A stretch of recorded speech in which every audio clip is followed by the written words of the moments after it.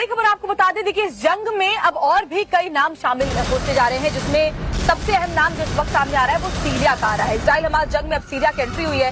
Israel army का बहुत बड़ा दावा, सीरिया से भी हमले हो रहे हैं, यानी कि सीरिया की जमीन का इस्तेमाल हमलों के लिए किया जा रहा है। सीरिया से इजराइल की सीमा पर हमला हुआ है, ये बात इजरायली आर्मी की तरफ से कही गई है। दरअसल दक्षिणी लेबनान में आतंकियों से भी इजराइल लड़ रहा है और सबसे बड़ी बात है कि यूएई ये बात कह दी थी कि सीरिया की जमीन का इस्तेमाल इजराइल के खिलाफ ना हो, लेकिन बावजूद इसके अब ऐसा देखने को मिल रहा है कि दो धड़ों में पूरी दुनिया बढ़ती हुई नजर आ रही है। जी हाँ, और बात बड़ी खबर आपको बता दें, देखिए इस जंग में अब और भी कई नाम शामिल होते जा रहे हैं, जिसमें सबसे अहम नाम जो इस वक्त सामने आ रहा है वो सीरिया का आ रहा है। इजराइल हमास जंग में अब सीरिया की एंट्री हुई है।